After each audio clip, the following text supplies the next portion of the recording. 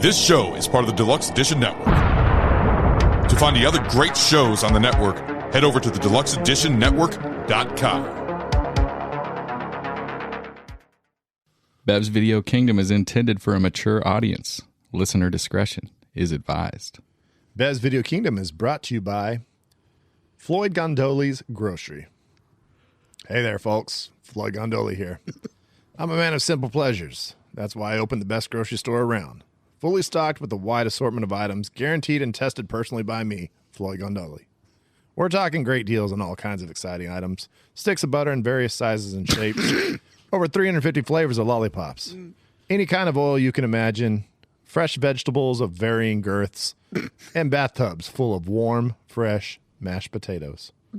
We also have a variety of films for sale on high-quality VHS tapes, ready to be inserted right into that waiting VCR. So come on down to Floyd Gondoli's Grocery, where you'll always find great deals on the 4 Ps. Produce, pops, pleasure, and porn. The 4 Ps. I love it. I love it. Various sticks of butter. Vegetables of, varying girths. Girth's a great word.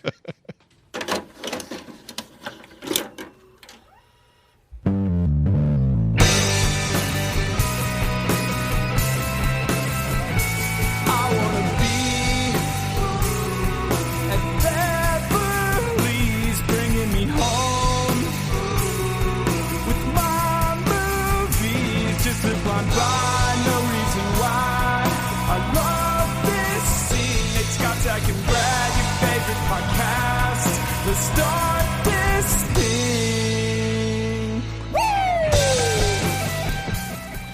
What is up, BBK? Y'all, we are here, and goddamn, am I excited. I'm like, What? just straight up 6 to 12 right now. 6 to 12. 6 to midnight? And I'm saying 6 inches. You're 6 to 12. 6 inches to 12 a.m. Yeah, got 6 inches to 12 inches. Yeah, you're totally within that range. So I'm sure. that's Brad. Just so we're clear, that was Brad with that. So I've been asked a few times if that's Weezer that does our intro song, which is totally a normal confusion, but that's Zach.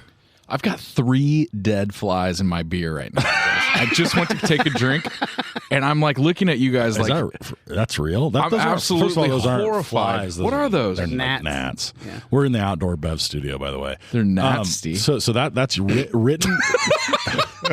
That's written and performed by Zach on vocals and produced by Scotch.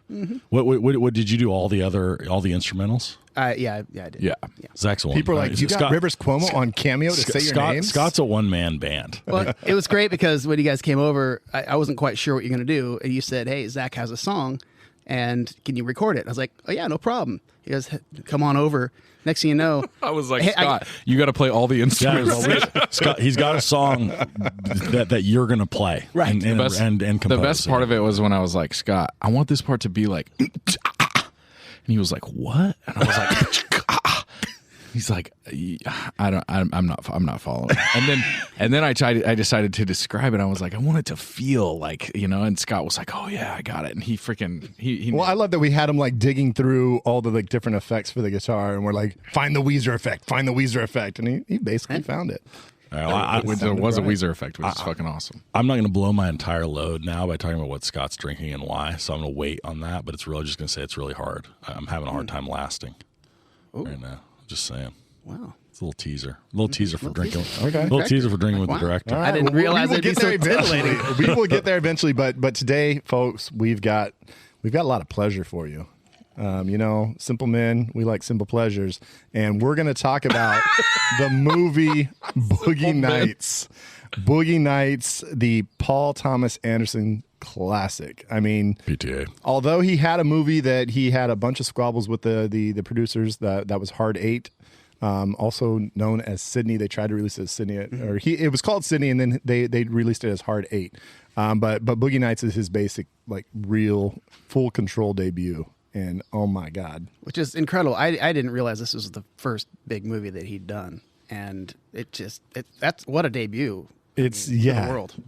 It's setting the bar high. Do we know what Wahlberg like really did before this? Like he did Fear before this. That's it. That's it? I mean, that's it for major stuff. So I looked this up. So, Right. So there's a few of the major actors here that this is either they're coming out or it's like when they got big. And when they were hiring him, I think Fear might not even come out yet. So it was one of those things where it was like he was the Calvin Klein underwear and Marky Mark. Well, he's Marky Mark of the Funky Bunch. I mean, right. Come on. And he's Feel the it, brother. feel it. And he's the brother of Johnny Wahlberg, a new kid on the block. But I loved him in Fear. I love him in this movie. I really like him in Rockstar. Like there's certain like kind of like earnest like young kid stuff that he does that I really like, and everything else I think is. So you're stepping all over my commentary, but but now that you we'll definitely get there. But now that you said that, like I really want to hear your take on why Fear is an earnest role. I'm in on this. Okay, so when he feels like that dude.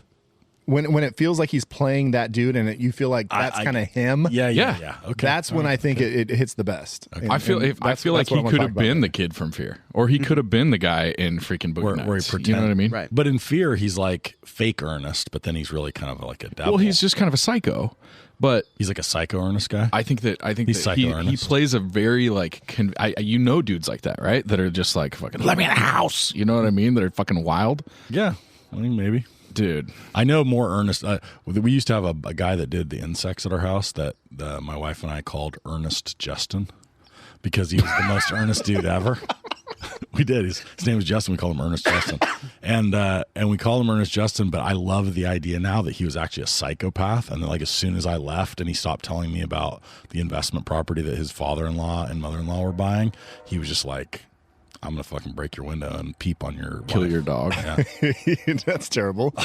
But you can hear the BBK Outdoor Studio. We've got a little train action in the background. I know you love the train. I can never hear the train when I go back and re-listen to the pod, and yeah. we're always like, "Oh, there's the train, No, you can super hear it. You loud." can hear I it can every never once in a hear while. You can it. hear it. I never hear it either. You But guys must have speaking good of trains, listening. this movie Boogie Nights is about the porn industry, and There are lots of trains. I gotta say that Speaking of trains, when this movie came out, it came out just a little bit after the movie Striptease, and Striptease was going to be this huge, big, crazy movie that people thought, oh, it's going to be so wild and stuff, and it was a bomb, absolute bomb. it was terrible. It also had Jesse Spano. no, that's Showgirls. That's Totally Showgirls. different movie. Oh, what are we Striptease, talking Demi about? Moore. Oh, we're talking about Demi Moore as a Demi stripper. Moore. Okay, Yeah. that movie wasn't that terrible. But it Not also as terrible it as included- Striptease. it included It had Burt Reynolds. Burt Reynolds. Burt Reynolds was in Yeah. it. And then this comes out. So Burt Reynolds is in this movie, and it's funny because there's all this talk about how he didn't want to do the movie and he might not have been in tune with the vibe of the porn industry and stuff. But it's like, you just did a movie Striptease. It's like, come on, like, and what is your problem? Stripping and porn are entirely different animals. Okay. Yeah, not all I mean, strippers are porn stars, Brad. Yeah, Brad. Okay, I don't know what kind of filthy Jeez. approach you have to women.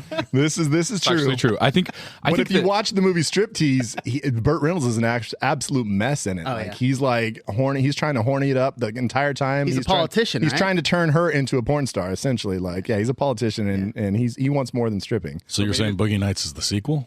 I just liked Boogie Nights because I felt like Burt Reynolds was kind of born to play that role. Oh my right? god, So amazing. he's so amazing. In He doesn't even seem like he's acting, just like Marky Mark. You know what I mean?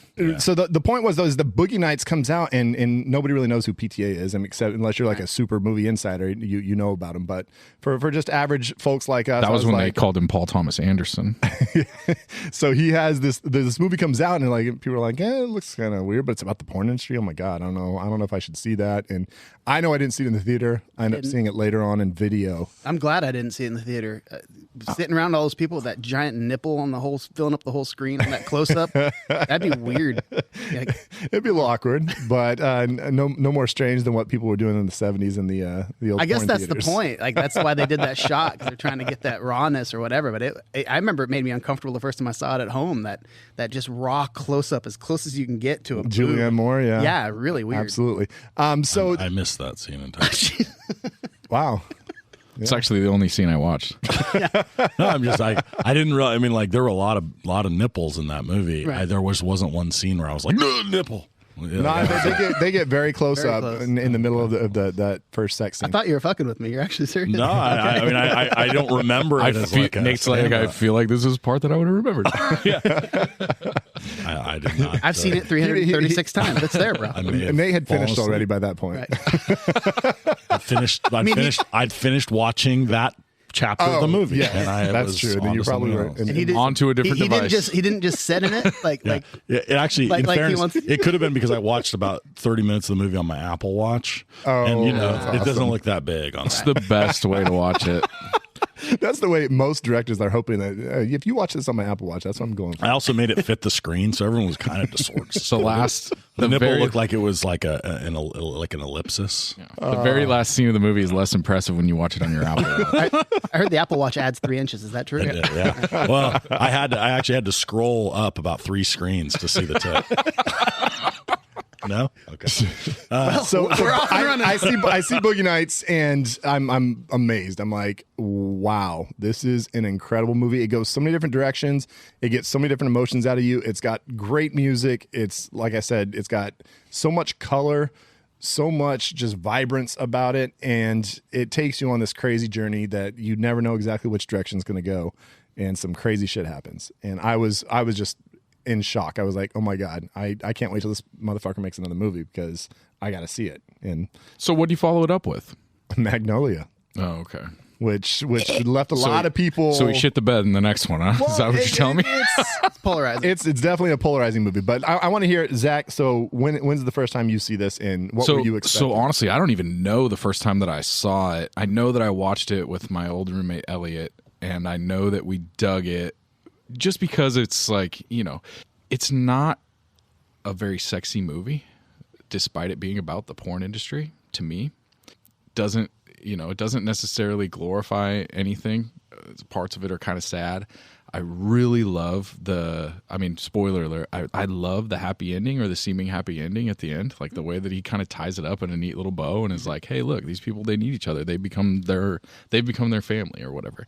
Right. I really dig that.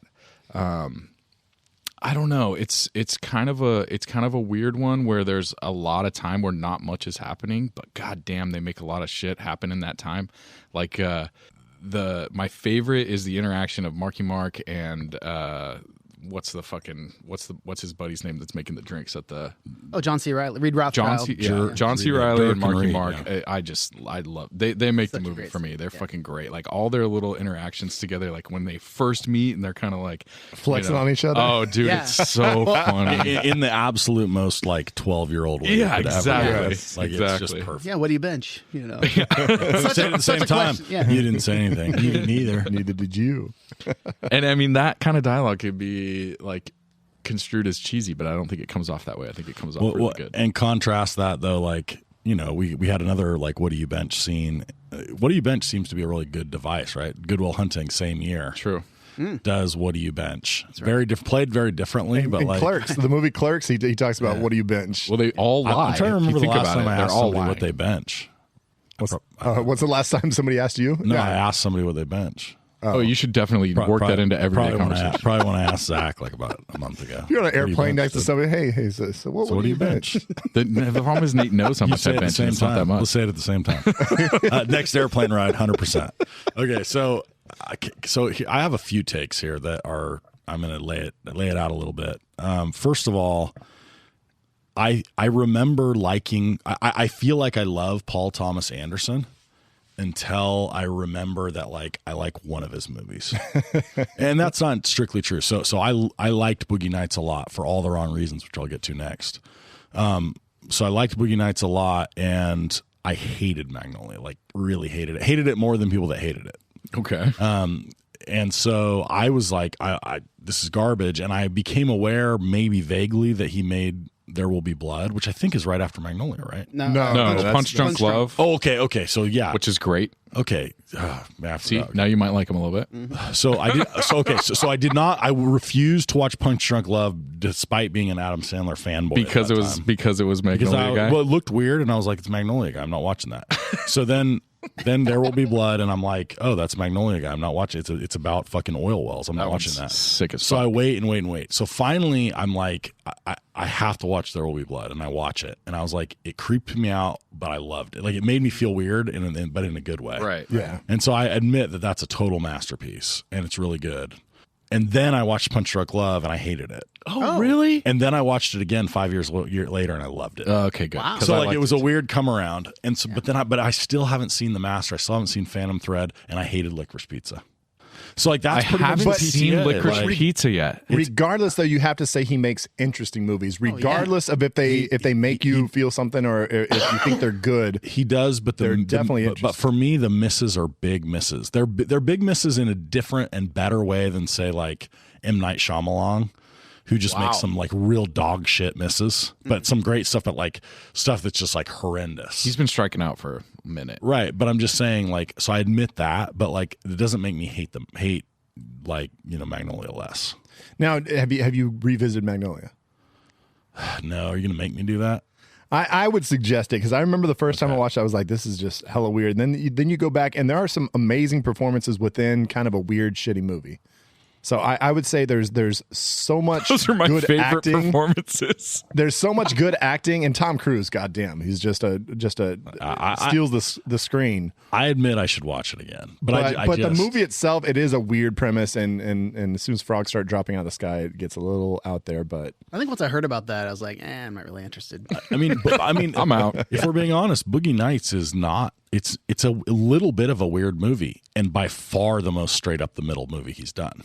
Yeah. I think. Well. Right, like in the sense that it's the least like kind of did you like Inherent Vice? vague. I had not seen it, Dude.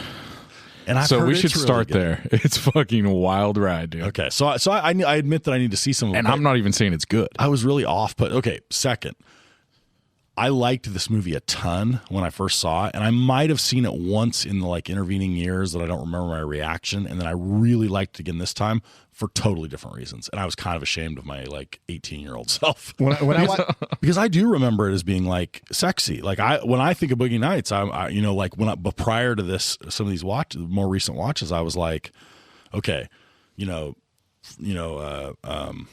why am I forgetting her name? Heather Gray. Roller Girl Gets Naked. Heather Looks Gray. amazing, right? Like there's lots of nudity, including Julianne Moore, who looks amazing. Right. It's fun. It's kind of light, and there's some funny stuff, and it's about porn. And haha, I'm 18 years old. This is a great movie. Like, I mean, I probably had more of a reaction that was more like, less gross than that, but I don't remember it. it's kind of like, oh, this is enticing, and it's kind of 100%. risque. It's like oh, it's like wow. porn that I'm allowed to watch and like, Right. in the open or something. I mean, and like porn that is like, these stars that I find really attractive. And then there obviously were good things. There were great performances I probably, sort of connected to. When I watched it this time, like my reaction was exactly as you said. It's not really. I mean, it's not a sexy movie. No. Right. Even early on, right? Like I felt bad. I already felt bad for Roller Girl by the time she, takes her clothes off and jumps on Dirk Diggler on the couch. Sexiest part of the movie is him and his actual girlfriend smoking a joint in the bed, and she's like, "You give it to me so good." Yeah. You know what I mean? Fucking, that's the sexiest part of the movie. The rest like- of it is kind of sad. It kind of makes you sad right off the bat in ways that I just didn't remember, right? Like his mom just is horrible to him right off Terrible. And the dad, when he's sitting there in like the bedroom, as like they're having that whole yelling Oh, the match, the dad. bat. Sitting there. Broken The dad's man. the most broken man ever, Jesus. dude. Julianne Moore trying to talk to her kid that she doesn't get to see. Oh, it's devastating, dude. Roller Girl getting made fun of by that guy, in class. I'm dying watching the Yes. first 20 minutes of this movie. Like the guy walking in on his wife who's like, "Fuck you, get out! I'm fucking this guy." Is Like, it the just guy kills me. is the guy that they pick up in the limo the guy that was making the Yes. faces yes, at her in the class? blowjob faces. Yeah. I That figured was a it was, but I heroic- just couldn't tell. That was a Yeah. heroic face stomp by Roller Girl. So I will say, when I watched it last night, after I finished, I was like, okay, I have to have a conversation with myself. Is this my favorite movie of all time? I like legit had to Wow. think about it. That Okay. I was like, can I put this ahead of some of the movies I've said that are my favorite movies of all time? And Ahead of Pulp Fiction? no, Inglourious Bastards is my That's shit, your really more than Pulp Fiction. Oh, I did not know that. So a great pick. I was like, I'm not sure, and it's still up for debate, but it's definitely in the Well, top five. so what would be like? Just you don't have to give me your whole top five, but I'm not sure I know. So is Scott Pilgrim in your top five Scott Pilgrim is in my top five. and Inglorious. Inglourious Bastards. Okay, any others you care to mention? Clerks, You know, the Best of Times is in there. Slapshot, come on, dude. 100%. Slapshot, come and on, Best of dude. Times, And Back to the Future as a trilogy is probably and Star Wars. All right, and so you think Boogie Nights is top? How five is Star Wars Oh, not in your 100%. top 5, dude? it's up there. It's in my top 25. because I thought you were like the biggest Star Wars guy I know. Oh, I because love it's Star Wars, garbage. but there's also some better movies in Star Wars. Okay, all right. So My most controversial Star Wars take is that Rogue One is the second best Star Wars movie I've seen. What's the Behind first? Empire Strikes I Back. agree with Behind you. Empire. Yeah, I'm with you on that. No, I thought Rogue One was great, and I'm actually really excited about the Andor series that looks Yeah. like the It's same the like prequel Rogue One to- it's people. prequel to it looks Andor. really fucking I mean, it's cool. prequel to Rogue One. Yeah. Yeah. So, Scotty, we haven't got to hear from you, man. Hey, Scotty it's all J. right. I got nothing important Scotty, to say. Scotty Wait, gets we're talking introduced a about little bit Star late. Wars series, right? I was wondering when the first reference to Scotty was going to be made, and I have to say, character. my favorite thing is that the first time you see Scotty on the screen, he's walking by that gate and they're carrying out the bleeding chick, and he's like, "Oh, is she all right?" And the guy says, "Shut the fuck up." That's how you get introduced to Scotty J. Yep. And it just kind of like sums up his character. He's like obviously got a little empathy and stuff, but he's immediately just literally just took one of my my snags down there. I was Oh fuck! Yeah. I'm so sorry. But no, so this movie is, I don't remember the first time I watched it. I've watched it a bunch of times. It's one of those that comes on, I start watching it. yeah, wherever you're at, you can And- pretty much jump in. But I always stop around the New Year's party because it just goes That's so the downfall. it's That's as so soon gnarly. as it That's when the turns. shit goes downhill, and it's just not that fun of a watch of just hanging out and watching. Oh, but it redeems itself so But- good and so hard. Yeah, dude, and so that was why it was so great. We're doing this is I was able to.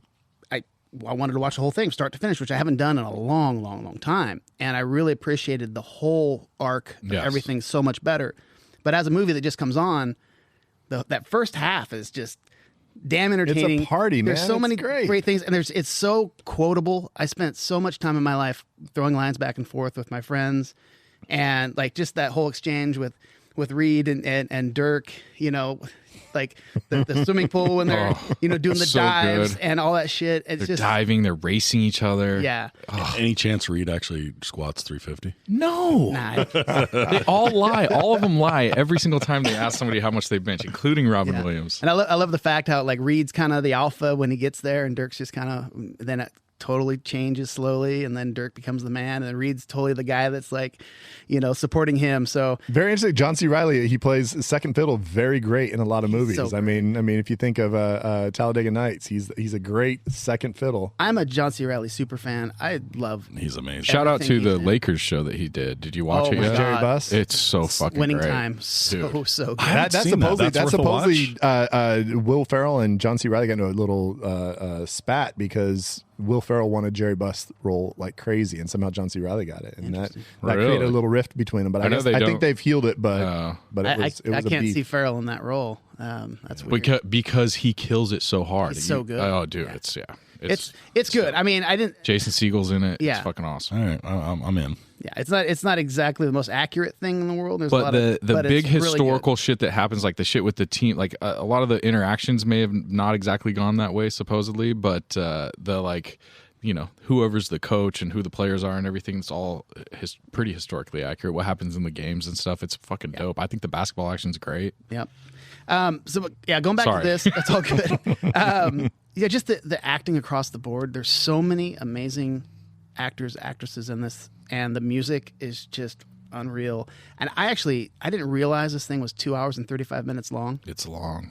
until because again, I hadn't watched it from start to finish in a long time. And at one time I got to take a pee or something. I hit the pause button. I was like, holy shit, I got like an hour and a half left of this Yeah. damn thing. It's long. Yeah. It is, and, But it and doesn't feel like it really. He wanted a 3-hour cut, and Yeah. it didn't end up being that. I've seen some outtakes. I must have had the DVD, and like there's a scene where Becky Barnett gets beat by that guy that she marries, and like Dirk ends up going and getting her. That's how they show how he crashes his car. I don't know if you noticed that when they're at Alfred Molina's place to make the drug deal, the front of his car is Car's all jacked. fucked up. Yeah. And yeah, they yeah. show that scene happens. I think around that time when.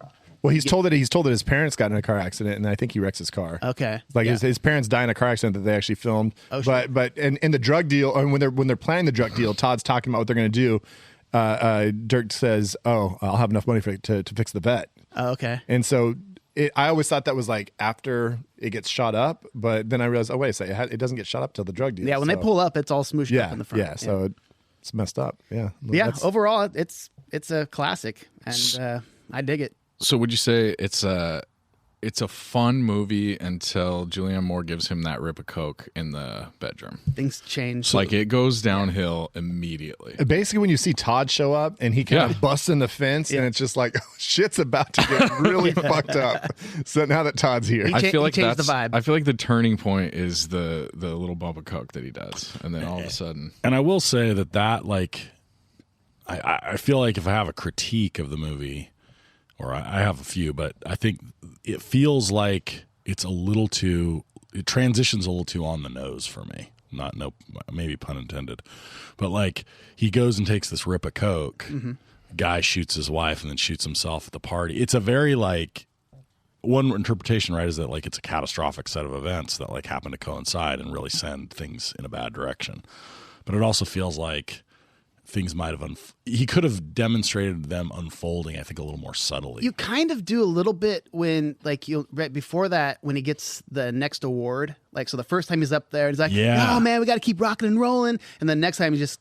Thank you. Super. You start to see his attitude so you see it coming a little bit. Yeah, no, you definitely do. Yeah. I think the body bag that I was gonna put, but I'll just blow it here. I'll choose another one. Is she really waits 2 years, and then like on New Year's Eve, 2 years or more into like him being around, she's like, let's now's do the coke time to do together? coke. Yeah. I don't buy that. Does she do the coke at the New Year's party, or is it just another random party?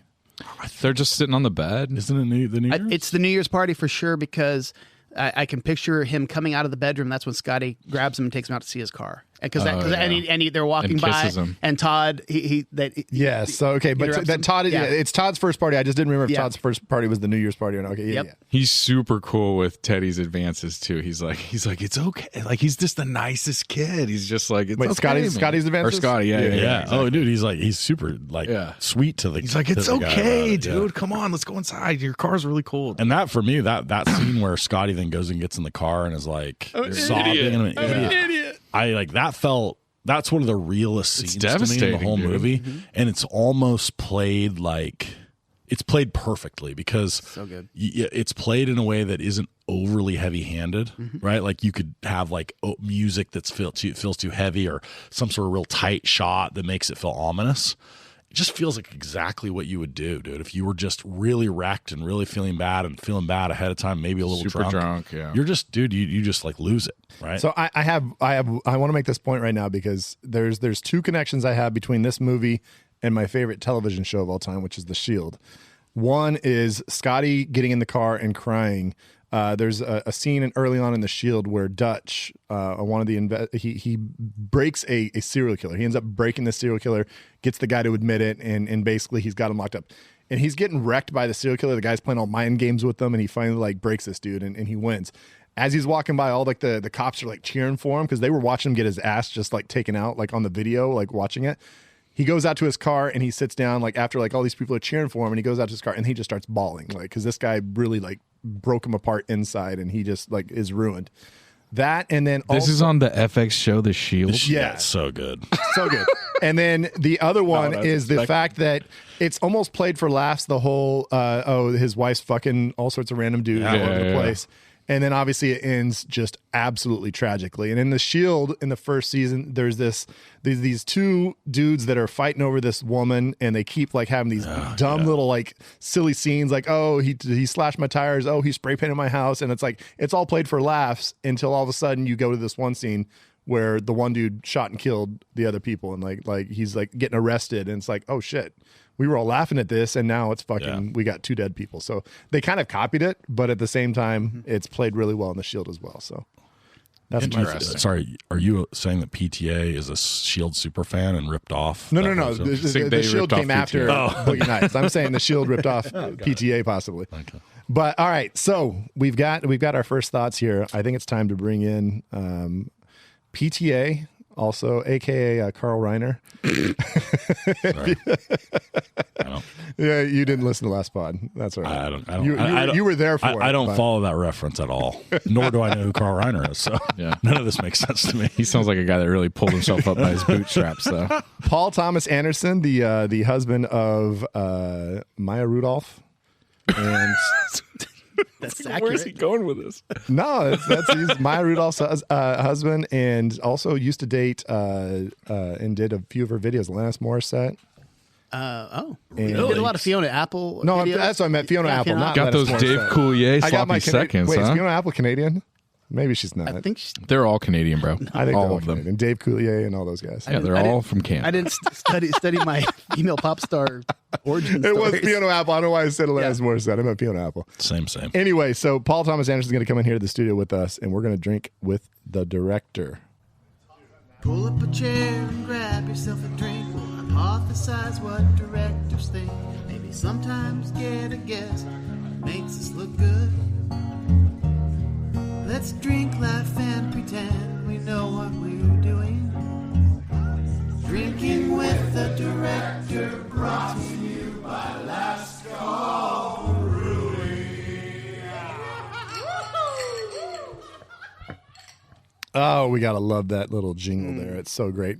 So we are drinking with the director, Paul Thomas Anderson, and we need to talk about what we are chug-a-lugging here. So, Nate, I think you had a lot of comments about Scotch's beverage here. So I'm going to introduce beverage. Scott. So Scott. So Put an extra some R of in you there. may or may not know that Scott was was once in a band and is still in a band, It's the BVK band. occupied in part by Brad's brother, named Flying Blind.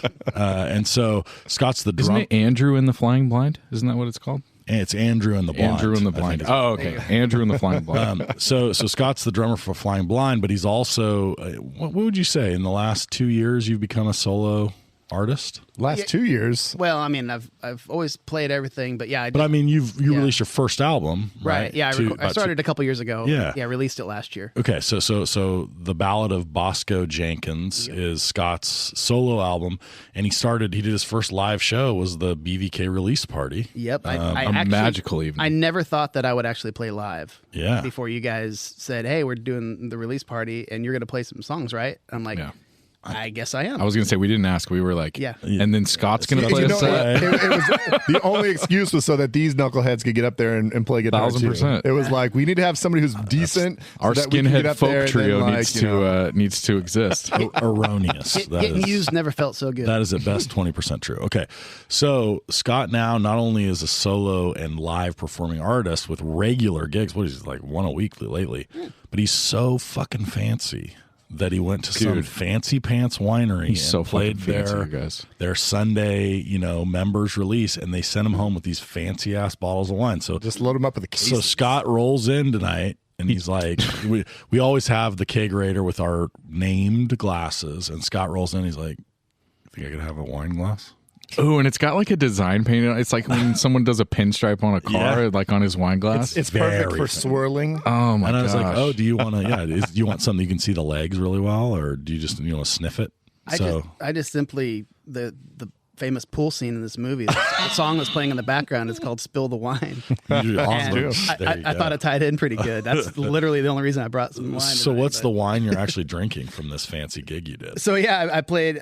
So first of all, if you're in this area and you don't do much wine tasting in Lodi, you might want to Yeah, consider you're it. missing out. There's so many great places. Like, people think of wine tasting in this area. They always think Napa, of course, is the first thing, but Lodi is kind of this little hidden gem. It's a much cheaper. It's way less pretentious, and it's really, really good wine. There's a song about it, right? See, I'm out because I like pretension. Lord, Stuck in Lodi again. yeah, That's previous to their Well- wine success. But Oh, yeah. well. If you get stuck in Lodi, drink some fucking wine. Yeah, now it'd be like, oh Lord, I'm drinking Merlot Lodi again. That makes me. I think it's Infidel. Actually, I just remembered Ashton Kutch and Mila. They actually stopped in Lodi and did a bunch of tasting. Kelso and Jackie? when they first got together, like they rolled up in like Got back together. Winnebago, and just started like rolling in Lodi and doing a bunch of wine tasting. This was before. Oh, this was after he was dating her when she was 14.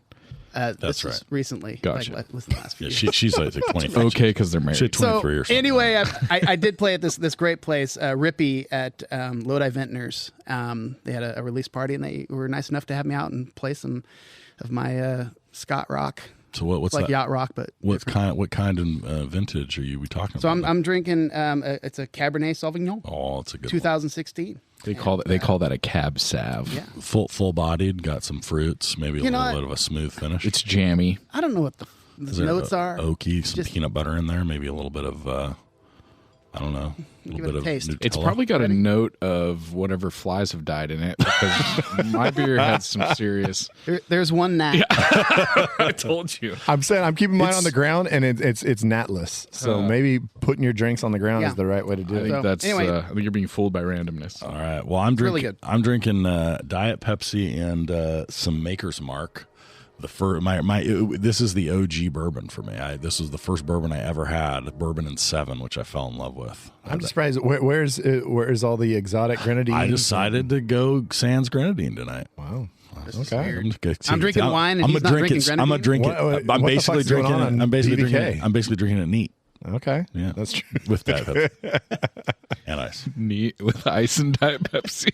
Mr. Zach, what do you got in that glass? So- I might have. Oh, you switched over. see it. I drank a glass of karate and then I realized that I probably have to drive myself home at some point, and so I switched over to the what are we drinking on the other side? That would be Taco truck, so correct? you were drinking Karate in the Garage Yeah, by Last Call. Last Call, who sponsors us. Blaker Brewing, which is another great local brewery, has their like signature kind of lighter, like a gold. It's like a blonde. The ale Honey called Baby. Honey Babies. Okay, Honey Baby. Yeah, I'm So drinking the Honey Baby. So I almost It's got delicious. I was going to get the New Zealand hazy, or is it a hazy? The New Zealand IPA. G'day, mate.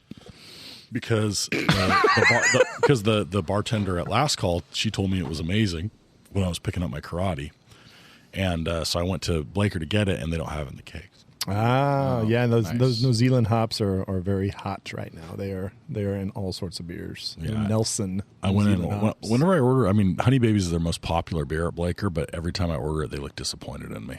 They're all really all right. I almost bought a 6-pack of the Last Call Light today to bring over with me, but I ended up getting one of their pale ales. But I am drinking right now the Karate in the Garage. Straight Mr. up. Karate. Mr. Karate is not showing up because I'm having one, and then I'm switching over to other things. Well- I'm going to switch over to their Strata, which is a great one. Speaking of karate, that kicks off my very first question for the PTA, which is, do we think that Dirk had any formal martial arts training? No, he loves Bruce Lee.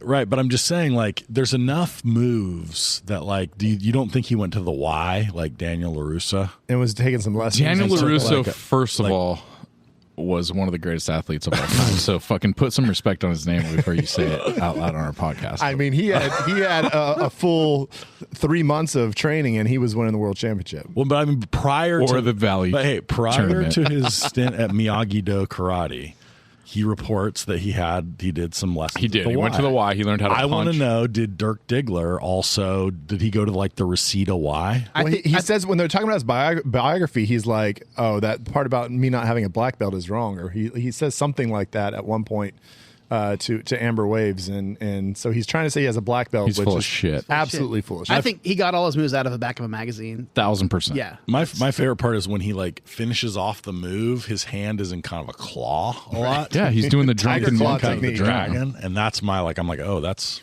Hey, serious. that's not the Nate's only- like, oh, maybe he's really trained. I think that's a kung fu. You see the way he's claw. holding his hand? when it leads me just to one of my favorite lines is when John C. Reilly, when Dirk and Reed are at the studio and they're having the whole argument with the producer and they need those tapes, and then he says that sounds like a YP, not an MP. Right. And Reed, he starts, I don't know what you're talking about. I Now don't you understand got this lingo. industry jargon, MP, YP. I don't know what this is. And then he kind of says, like, he finally like ends the conversation, and then Dirk just goes into full karate mode. He just, he steps back, he gets the arms cocked, ready to throw some kicks. So legit. This karate. that scene reminds me of the Kevin Hart interaction in 40-Year-Old Virgin, where he's like, "You're saying words I don't understand. I don't understand. You know, saying big words. I don't understand them, so I'm going to take them as disrespect." So great.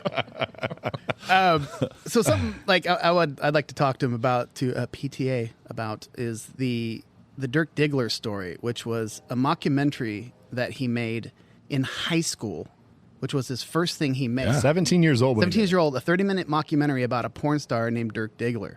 That was where this whole story came from. And it's like, there's a lot to unpack there because, like, okay, it's about John Holmes. And it's like, I really didn't know a lot about John Holmes when I was 17 years old. And it's like, So what's his like fascination with this world? How much does he know? Was he really into porn, or like what's the deal? So there is some background on him that 9 years old, he says he saw his first porn. He grew up in the San Fernando Valley. His dad was a voice actor, and I guess quite a famous voice actor. Had done a lot of He's like the voice professional of work. a couple networks or something. Yeah. So he had done a lot of stuff and had a lot of celebrity friends. So he was living in kind of the Hollywood world, but he became obsessed with porn. And it wasn't so much he was obsessed like he just wants to jerk off constantly. It was like he was obsessed with the fact that it was all so low quality and yet so kind of like, in a sense, heartfelt. Like that these people are trying to make these great movies, but you can tell that they're just not good at it. And he was obsessed with that whole like shtick of it, like the fact that it was like B movies or just even like CD movies. It was like a joke, but none of the people making it were in on the joke. Right, and that's what he was obsessed with for sure about it. Dude, that's crazy. I just the whole fact that he did this at that age but it makes sense if he grew up in that world. I didn't. I grew up on a farm. So here's my question for PTA and for the table. That's a little bit of background, but porn is polarizing, right? Like there are people I think that I did a lot of polarizing when I consume, but I think there are people that think it's sort of morally wrong, right, to either consume it or be a part of it, right? Like very sort of far out.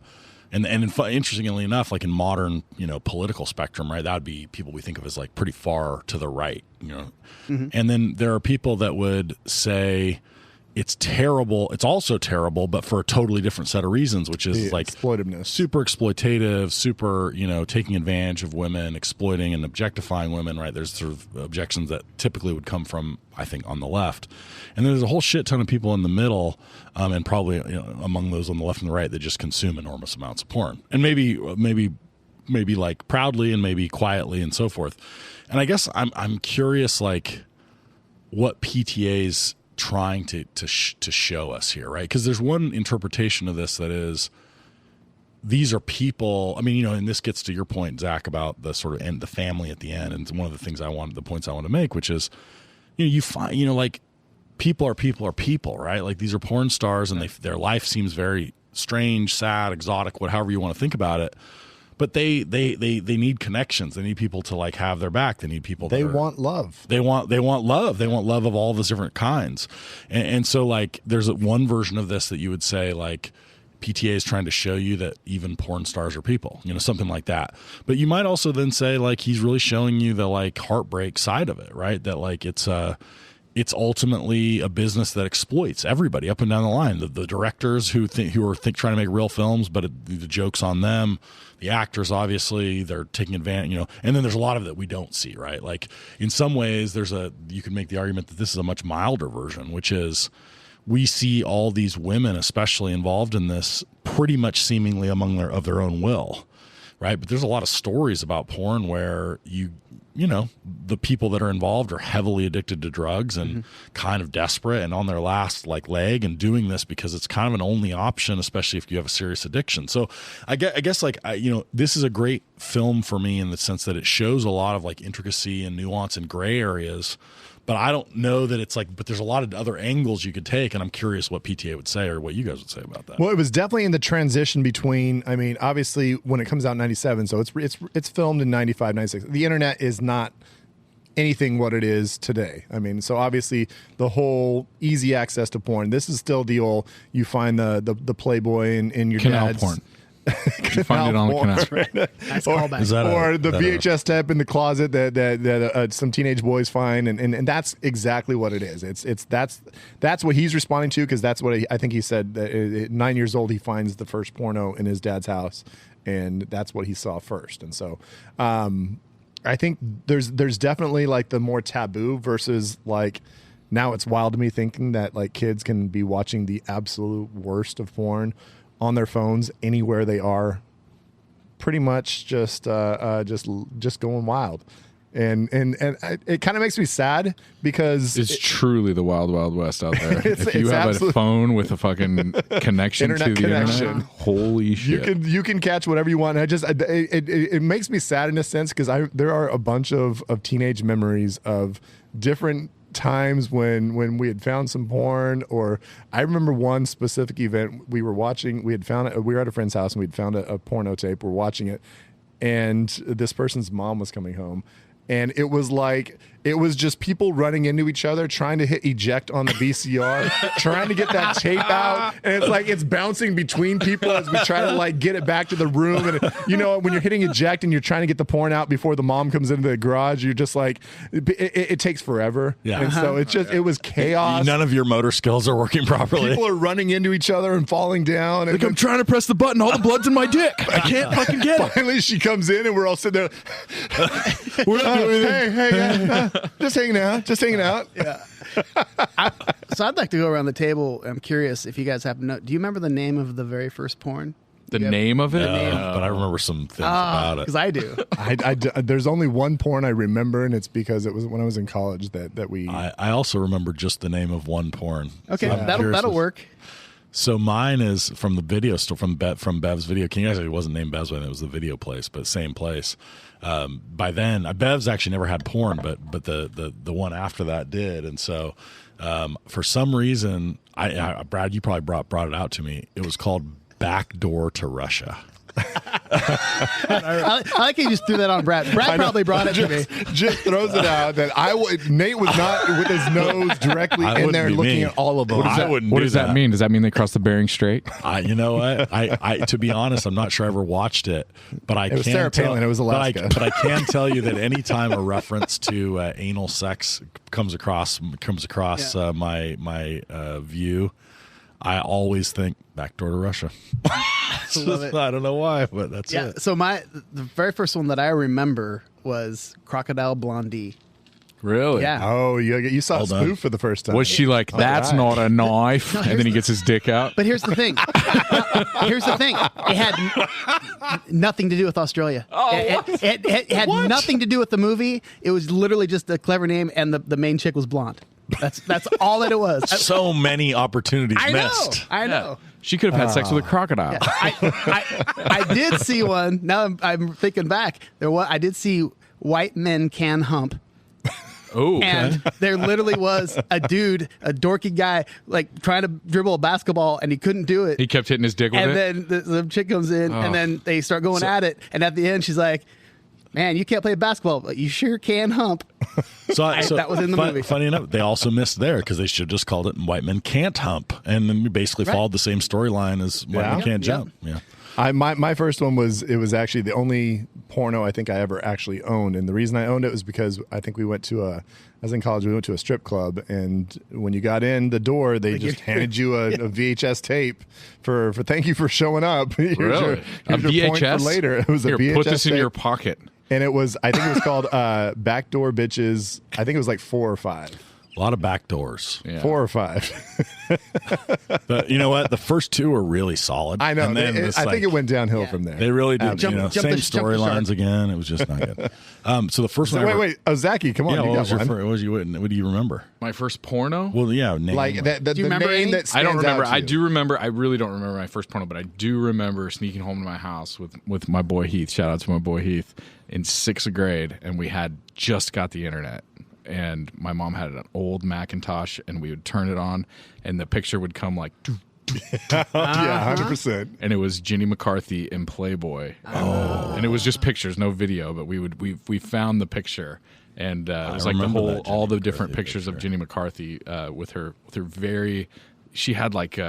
Anyways, I won't body shame her, but she looked great. I want to talk internet, but first I want to. So my first porn I ever saw though was our previous judge with our previous judge, my cousin Jeremy. We're staying at our older cousin Jimmy and Johnny's house, and they're like teenagers at the time, so we're sleeping on the floor. But Jimmy and Johnny sound like guys with lots of porn. yeah, they were 100%. They might have been making support. Who knows? And they were great. They were great older cousins, so we're like sitting there, and all of a sudden we're like, well, what, they're asleep, and we hit play, and all of a sudden, bang, this porn comes on, and the one that I remember, it was like a little montage, like the guy's like fantasizing, and it keeps coming back. But what I remember is they're filming in this like really cheap, shitty hotel gym, where there's like a like a lat pull down bar that's like over the top of like a bench bar, And I can't work out. I can't work out on a lat pull down bar to this day. Every time you get the lat pull down, you just bring it all the way down to the head of your boner. Close enough to the pad. That was the one, and it was like, same kind of thing. We were so nervous. Coach is like, Nate, hook your legs into that pad there, son. I can't, coach. Hook your legs in. So it's just the lat pull down, coach. All right, so I want to give a shout out to PTI. If he was here, I definitely would be saying, you know what, you wrote one of the best monologues that there's ever been in a movie, and it's just if he came up with all of it, I wonder if he had any help or if it was just all straight from his brain. But when you have Floyd Gondoli sit down and say, I like cinema. In particular, I like to see people fucking on film, but I don't want to win an Oscar, and I don't want to reinvent the wheel. I like simple pleasures, like butter in my ass and lollipops in my mouth. That's just me. That's just something that I enjoy. Call me crazy, call me a pervert. But there's one little thing I want to do in life, and that is I want to make $1.01 in this business. Wait. Did you say that he likes butter in his ass? Yeah. Did you not watch the movie? Is that like when you get that sweet almond butter marzipan going, Scott? After when you're getting off the tractor? That's that marzipan. It's that farm porn. Floyd Gondoli was a farmer. I didn't realize that. That's actually what Spinal Tap wrote Sex Farm about. There you go. Yeah. It all comes full circle. Yeah, the farmer's got that nice, grease going on in there. All right. So that monologue is just, it stands out in a movie that has so many great lines. When you hear that line and you're just watching this guy say it so earnestly, like that's what he likes. That line has been thrown out many times at many rehearsal. Matt Brown is a huge fan of this movie, and gosh dang it, he would throw that one out all the time. Simple pleasures. Butter in my ass and lollipops in my mouth. You know what? He might have actually said that to me at the football game on Friday night. I'm not sure, and I don't think sure. I brought up this movie. Yeah, Nate didn't get it. He was like, that was a fucking weird interaction. What's happening right now? But yeah, I gotta go, man. I gotta go watch Boogie Nights. And he was like, cool, when he pulled a fucking Tootsie Roll out of his mouth. when you're writing dialogue like that, and you're a writer and you're a director, and it just, there's some genius to it. I mean, and it's obviously, throwing that word around is kind of stupid sometimes, but right. There's something to say that if that's all straight from his brain, writing that dialogue for this random character who doesn't really have much of a part, just to give him that little monologue. And then just for him to, it's Philip, what's his name? Oh, the Floyd Gondoli? Yes. That's the one guy I didn't write down here. He just passed away just recently. He just died. James Gandolfini? Philip Baker Hall. Philip Baker Hall. He just recently passed. R.I.P. But just didn't PBH. He played the old guy in Ocean's 11, didn't he? Yeah. No, that was his son. Yeah, I don't know who that is. No, but Phil Baker Hall, just such a great little performance in that monologue. To see that when you're an actor, to see that on the paper and be like, oh my God, I'm gonna have to say this, and to do it with such conviction and just put your heart into it, I got to give him applause on that. That's beautiful. That's crazy because that's kind of a forgettable scene to me. Oh, for reals? Yeah, for reals. That line? It's interesting that you latched onto that part. I literally didn't remember that line. Wow. Yeah. And that's wild. I'm I with you, actually Brad. did watch the movie. That's one of my favorite scenes. God, we would talk about that scene all the time. Yeah. I really like when Marky Mark is having a fight with his mom in the house, and that whole dynamic of like the overbearing mom and the whipped, just like absolutely like broken man of a husband and father, and Marky Mark like trying to find his way in the world. Like, that's fucking real shit that happens to a lot. I mean, I felt that was really. I just real. can't get over the fact that that's the mayor in Mr. Holland's Opus. And seriously, you ever see that? The dad is? So the mom is, There's a mayor so at the end of Mr. Holland's Opus, that plays a significant role in Mr. Holland's Opus. at the very end, they're doing She the whole big introduces thing. She introduces the whole band and everything like that. Yeah, the redheaded lady. That's the chick. That's the mom. Damn, bro. I will say That's on a that deep scene, cut Zach, right there. that the actress, the mayor from Mr. Holland's Opus, she I guess when they were filming that scene, she says to PTA, she's like, is this like based on your own mom? And she says that he kind of like got a look and kind of like shrunk down a little bit. And she says, if it is, you don't have to forgive her. Like basically, like she could kind of tell that maybe this was coming from like a deeper place, like maybe his own relationships. When I was researching, I saw a little blurb saying that he did not have a good relationship with his mom. So that Right. makes sense. So I wonder if the lady that plays the lady that's the mayor in Mr. Holland's Opus or the crazy mom in Boogie Nights, I wonder what she tells people first when they're like, "Oh, what have you been in?" I wonder what she tells them. I was the mayor in Holland's Opus. Yeah, I bet at what's first better, it was- the mayor in Mr. Holland's Opus or the mom in Boogie Nights? I Like think if you're telling you could be a someone, lot more open about Boogie Nights now. I think right back after in the it day, came out, yeah, probably she was like, "I don't want to tell you." You don't want to say too much because I think there was still like I said, I think there was a lot more stigma against this movie early, and now sure. people are like, this is a Stigma because it was about porn. Yeah, exactly. Well, I mean, so this is exactly back to my point, right? Like, is this seen in any way as celebrating it? Like at the time when I was fucking 18, I was like, yeah, you're celebrating it. There's a lot of naked chicks in it. But it's like when now you watch. I mean, can anyone watch this and be like, it certainly isn't full on glorification or anywhere near that, right? It may not be as damning.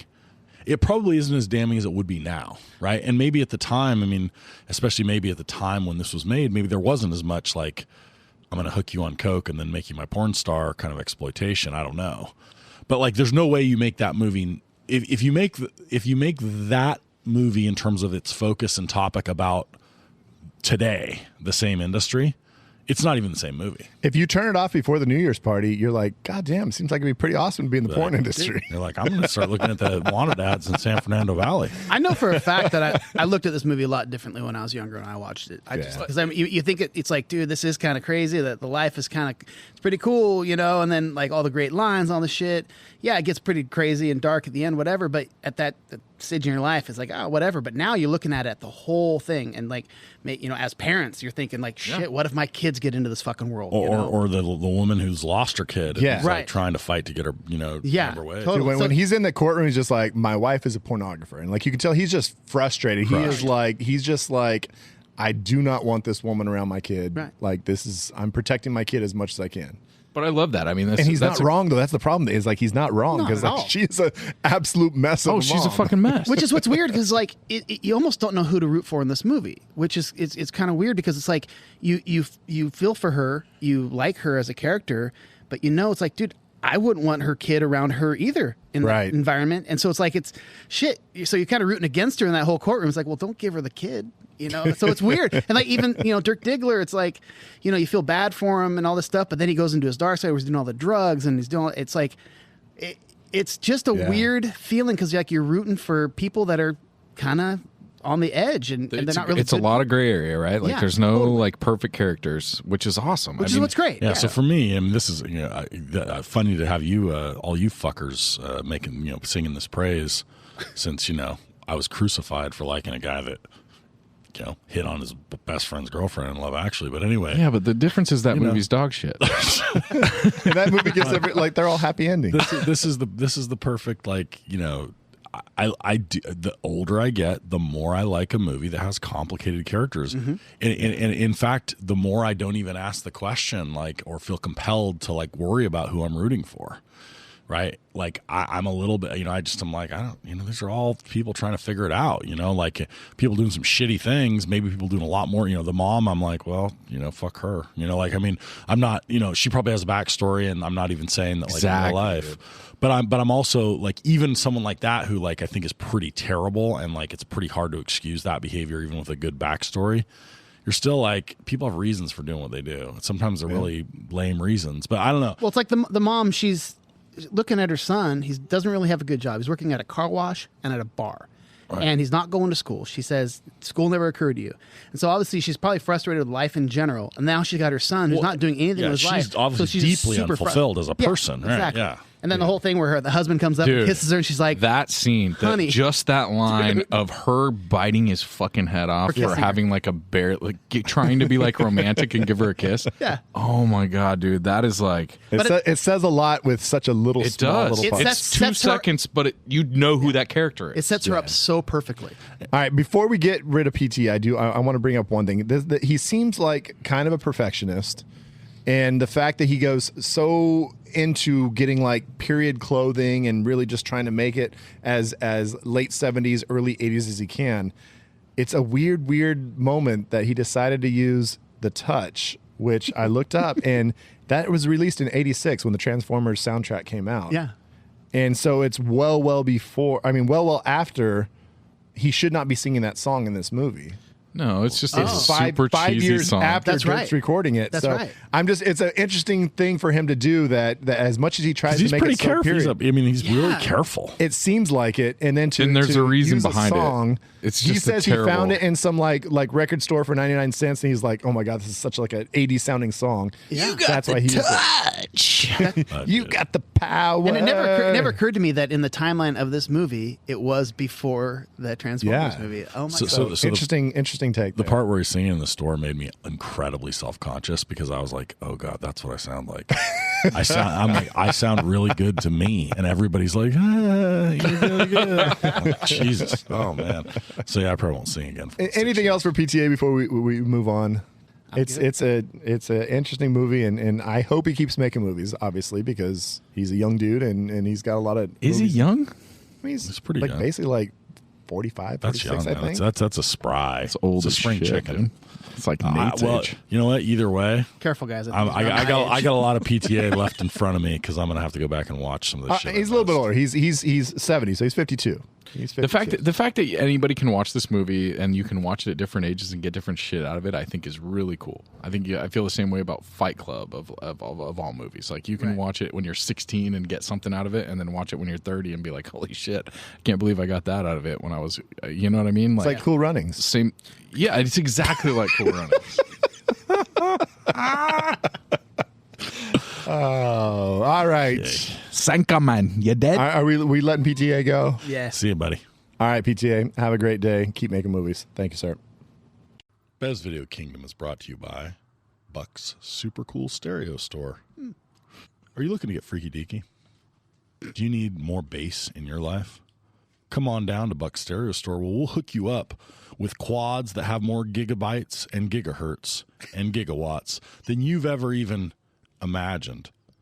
But don't worry about that. That's all technical talk. Never mind you. You just come on, and Buck is going to take care of you and all your stereo needs. You got a car? You need a bumping system? We got you covered. You got a cool crash pad and some ladies you want to impress? Well, we've got all the watts, the hertz, and the triple signal wired bebops that will get you bebopping and freaky deaking with all those ladies. Buck's Super Cool Stereo Store, because we know the technical talk. Fucking Nate freestyled that so bad. Bebops and tripling wires. He opened his phone because he couldn't remember what the name of his commercial was, but he had texted it earlier. So he's looking at the text message and he's like, "What was that? What did I call my fucking commercial?" Hey, why are you going behind the scenes of BBK?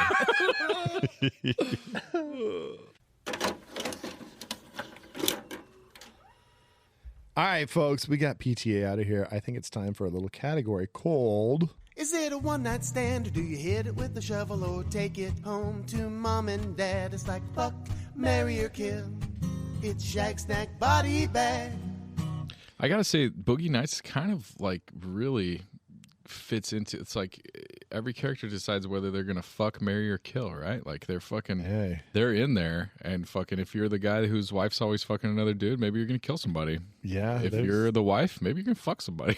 There's some shagging, there's some snagging, and there's definitely some body banging. Speaking of just a little sidebar before we get into this a little bit, so something I noticed. So William H. Macy is the one who shoots his wife, and Yeah, he's 'cause she's great. fucking Correct. everybody. Who's Nina Hartley, who's an actual porn star Right. from the past. Maybe one of the most legendary porn Right. stars of all time. And so his character's name is Little Bill, and I was wondering, like, why Little Bill?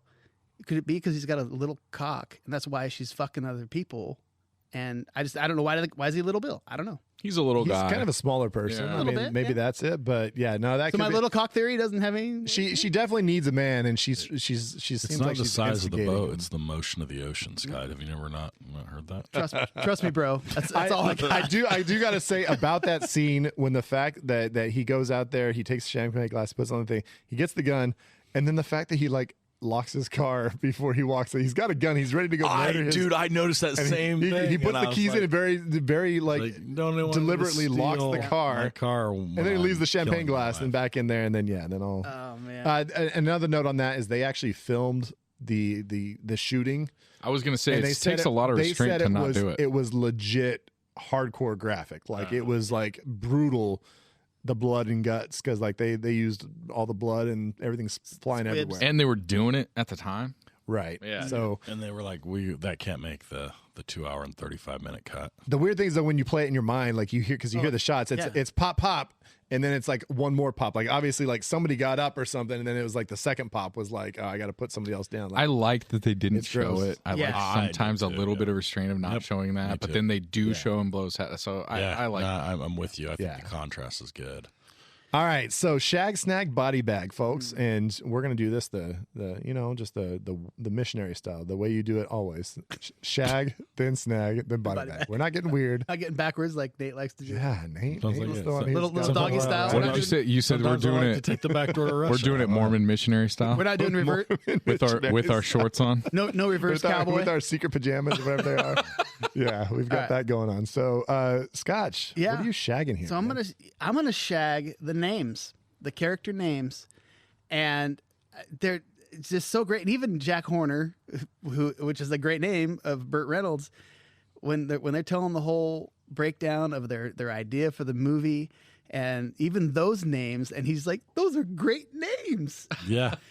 So Brock Landers and Chest Rockwell, And they are though, that he's not lying, Yeah. because they Hey, are no, absolutely I Chess love- great. Rockwell I love is that a he doesn't- sick fucking name. And he doesn't meddle with them. I love it that Yeah. he gets in and he's like, just like Those are blown great. away. Like, Yeah. it's a Well, great and name. Dirk Diggler, he's just like, you are an angel sent from heaven. Like, I mean, he's like, when he says Dirk Diggler is maybe the greatest porn name ever. The fact that Probably the Yeah. that greatest, PTA, he says he wrote that down on an index card and he was a teenager or something. Like, Well, I mean, he used that name in his original film Yeah, that when he was did. 17, His so, 17. So that was the name he had. Amber Waves, Buck Swope, Buck Swope which is is- Buck's but that's last his name. actual name though. Is that it? Yeah, because when he's doing like the forms, you can actually his name is Swope, so it's So, like yeah. that is he actually uses his real name. Yeah. So just I love the names, and it kind of made me wonder. Yeah, what would your porn name be, Yeah, Scotty? if we had porn names, what shit. would they be? I've got 3. What do you guys got? I've got 3 also. I'll just start with my top choice here. Woody Hertz. Oh, Woody Hertz is a good one.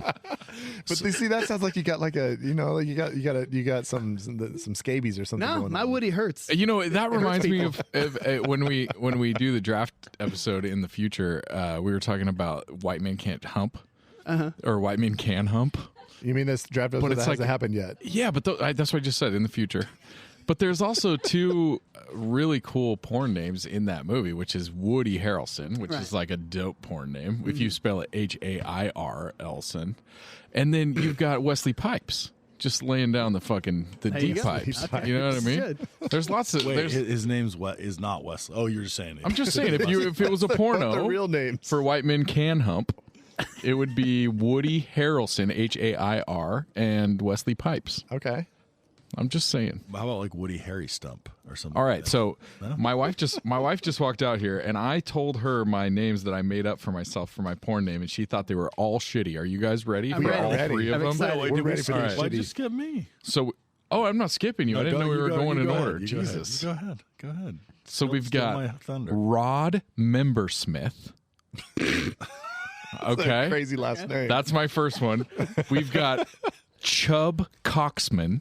No, Right? That's Chub Coxman. I like Chub. Or we got Snowballs McRimmer.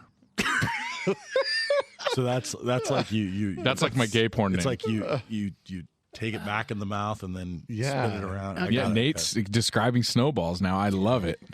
So Okay. so I was once instructed early in my porn name career that I should come up with a porn name that was the name of my first dog and the name of the road that I grew up on. What? Name of your first dog? Oh yeah, that's the whole thing. I actually have a pretty good one of these too. And so that one for me is always, if it struck me right, and What's the second part? What's the last name? the name of the road I grew up on. Oh, okay. And it struck me right. So Harvey Baldwin is my porn name. Oh, yeah. There's nothing works. inherently sexual about it, but it's just kind of a John Holmes. It's like, Yeah. oh, that Harvey Baldwin, he probably really gives it to him, you know? So My mind is I'm like the person that doesn't get laid in the porn movies because my using that format, I was Squirmy Locust. Squirmy was your dog's name? My first dog was named Squirmy. You're the pizza delivery guy that shows up real nerdy, and you're like trying to get laid. Squirmy Locust. I knew you grew up on Squirmy Locust. I didn't know your Locust. dog's name was Squirmy. That's Squirmy fucking Locust. wild. Mine would have been Pippi Bramble. that's not bad. That's not bad. I'm named after Pippi Longstocking. by Pippi the way. Bramble's not bad if you were a chick porn star. Yeah, it definitely sounds more Pippi female. Brambles. And mine for using that formula is Socks Berkeley.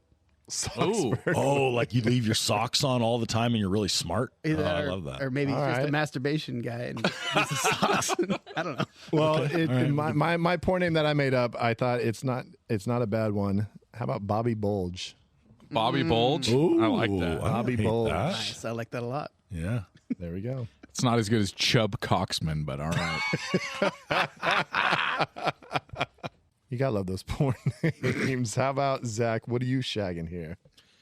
If I'm shagging something, it's the kind of redemption at the end of this movie. I love the arc of all of these characters. And Is it redemption? I mean, yeah, but they get back just kind of their normal fucked up lives. But it's not normal for them because their lives are fucked up, and at the end they kind of find where they fit in, Right. and that's what's really cool. Well, about Buck is he's got a store now, so He's got a kid. He's got a girl that kid, cares yeah. about him. He's got all of the things. So, what's his name? Marky Mark's got like some parent figures, some guidance from people. Maybe they're Roller not the girls greatest. back in school. So one of the things I don't think I would have seen when I was younger, partly because I was looking at all the nipples, was that the happy ending is also like a mix of heartbreak. Yeah. Right? Like it's heartbreak in part because like they live with the same heartbreak they've carried, right? Like Amber Wave still doesn't see her kid. Right? Like and she has Roller Girl is still like catching up. She doesn't look happy in school. Like it's not like she's like She's "Man, still back in school." like Dirk is still doing porn and like living in a world that is gonna be difficult, right? And Amber has a very interesting. She's sitting there in front of the mirror. She's all made up. She's going to go out and there's a moment where you're like, she's totally going, okay, what have I? Where am I at? Now? and even Very weird. and even worse, right? You look at it and you go like 2 or 3 of these people are going to totally fall off the wagon into whatever like problems they have. 100%. But that's why the movie ties it up in that cool little bow for you. Which I love, and I'm not criticizing it at all. I guess I'm just saying the lens I see it through now also like can't ignore that stuff. Yeah, but it's just like Which I Good Will Hunting. like. It's just like Good Will Hunting. Like you love that he goes to fucking find Skylar, but we in all real know that life he it's gonna be fucks a it up bad a week ending. later. It's gonna be Yeah, a fucked up exactly. bad ending. You shut your filthy mouth. They're still together to this day. All right, Nate. What is your shag here, brother? My shag is Ernest Marky Mark. Oh, I love it. So I mean, I don't want. It's obviously not his character in every movie, and that would make it less good. But he is so good. For me, this character is like the essential Mark Wahlberg. I'm right here with you. My shag is Mark Wahlberg as well. He's so good, and Surprisingly, I'll say surprisingly, I never thought I would be choosing Mark Wahlberg, but in this movie, he's a phenomenal actor. No, I don't. He's not a I phenomenal disagree with actor. that. In this movie, In this certain role. In this Yeah. movie, Yeah. Yes, he's I he's th- perfect for this role. As an actor, I think he's kind of trash. But I'm saying in this role, like this thing that he does so well works so well in this role. 100%. Yes. And so for me, Fear, for me, that's why Rockstar, even The Happening. No. See, I was literally you're stepping on my point because I was just about to say I went and saw The Happening very excited because I had just seen The Village and I was saw like, this this movie's terrible. amazing and I'm going to go see The Happening and M. Night Shyamalan's so dope and then The Happening is literally the worst movie that I've ever seen Well, and he's like- fucking terrible. like, It's called The about Crappening is what me and my roommates used to call it. So think about this, like the when he's screaming at first at his mom, you're not the boss of me, and then to Jack, you're not the king of me, and he's like, it's like saying something like that and delivering it in that way is so silly. It's like sounds so juvenile, like not just like juvenile, but like like truly childish, like 7-year-old. Oh, and when he's describing, when he gets his house and he's taking Amber through and he's like talking about his like wardrobe and stuff, he's trying to describe things. He's trying to sound so sophisticated and stuff, but he's struggling so badly. But he just pitch perfect. Oh goddamn! It's And so then good. I have to give a shout out to maybe one of my favorite segments on any movie ever is when they're at Rahad Jackson's house and he's sitting there on the couch and they decide to go to a zoom to his face for like 20 seconds. That is the weirdest shot, and I'm so glad he brought this up. It's one of my favorite things I've ever watched in a movie because his face is so just strung out and messed up. And he kind of gets that little like smirk for a second. Like he's just in his own fucking world. And then all of a sudden he's like, He comes back to reality. comes back to reality. Yeah. He's like, we got to fucking go now. Like I've been in that zone before where I've just had a little bit too much of whatever. And you're just like, you all of a sudden, like you're just Snap out of it. and you snap out. You're like, I got to get the fuck out of here now. Like this is not a good situation. And and it's such a perfect example of that. And it's just PTA deciding just to do, and there was actually editors who were like, we can't do this. Like, why are you doing this? And he's like, no, that shot is perfect. We're holding it for as long as I want to hold it. So incredible. Yeah. It's so beautiful. And it just he has got the perfect look on his face for that moment. Goddamn, Marky Mark, you're great in that movie. All right, snags. Zachy, what are you snagging? Just 13-inch cocks, you know. You're just gonna grab a hold of him and lay down next to him and snuggle up. And cuddle You can it do a little so bit. many things with a 13-inch cock. Fucking water ski. I mean, there's a bunch of different uses for Measure shoe sizes. it. Yeah. Yeah. No, but If we got a ruler, hey, I got my cock. I love all the times in this movie where he very earnestly, as Nate says, like when he very earnestly is just like, some people are just given one thing. My one thing is this giant rod in my pants. This armadillo. And dude, I just love that shit. It's so funny. I love that they wait until the like cool thing of this movie is the wait until the very end to actually show it. Right. And man, it's fucking great. I love it. And if you watch porn nowadays, it actually, you're like, that's not that big a dick. I don't do that. Which is the wildest shit. Just think about that for a second. But yeah, You know what? When you I love Google biggest dicks on Earth, you're right. It isn't the biggest dick. yeah, Dirk Diggler's not on there. Nate, did you recently Google that? No, I wouldn't know anything about that. So What are you snagging, Nate?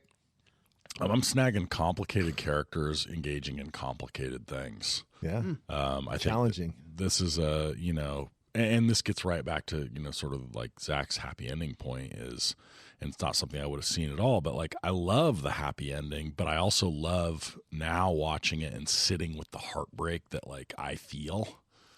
I mean, just look at it and you're just like, oh man, I feel like still really, I can see the hurt that's still there. So it's not the happy ending where it's like, oh, like everything is good and we're trying to paint it as though like, it's still the happiness of somebody that's lived like really difficult things.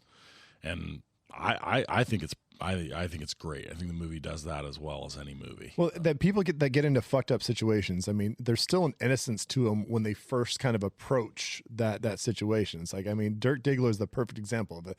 This innocent kid, he's kind of fucked up life a little bit, but he's innocent and he gets into it and he's just first wide-eyed and just like, oh, this is all amazing. Mm-hmm. And like you said, is what you were saying, Scott, earlier, when he gets to that next time he's at the awards and he's just like, thanks. You get jaded and You get jaded. Any disenchanted job you're going to have, like after a while, it might be amazing at first, but you're going to get to that point where you're just like, I'm going through the motions. Or when he's doing the little documentary, Ember's documentary, he's sitting there like, just basically talking about how, especially the scene with him and Jack, he's like, yeah, I block my own shots and, like being all cocky and shit. And it's just like, that scene is so great because talk about acting, because he's basically saying he's doing all this shit. He's blocking his own shots.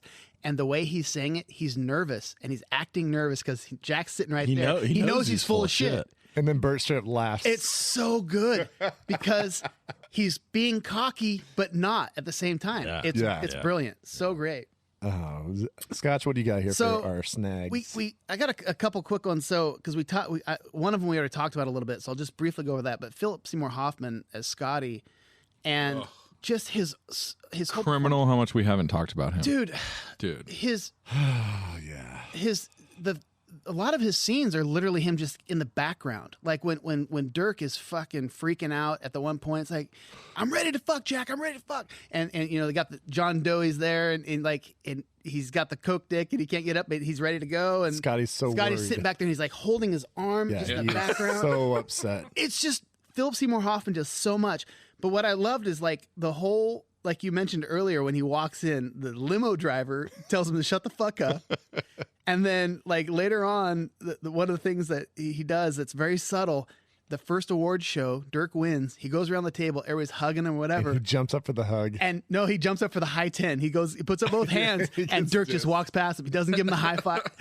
And it's just like, those little subtle things are so great. Just show you where Scotty is in the pecking order, which is and just Philip Seymour Hoffman playing them perfectly, like as somebody who's just like, even when he's like he wants to go show him his car, and then like he starts talking to some other people for a second. Are you gonna come? Are we gonna go? Are we gonna go? Like he's just always so nervous about everything, and all he wants is his approval so badly. He wants to be cool. Yeah, you like it. Yeah. You like it. So just real quick, another one is it's just a one camera shot masterclass. The one shot going through the very intro of the movie when they're coming in on hot tracks, and they introduce you to the whole thing with Maurice, you know, kind of walking around and doing all that stuff. It's just crazy how a beginning filmmaker, in a way, kind of, but his first major film, it's just, I don't know how the shit you set that up and how you get that all in one take, and you just have these amazing one shot, unedited things that are just perfect. I'll mention that a little bit later, but yeah, no, it's wonderful. It's classic. My snag is the pool scene.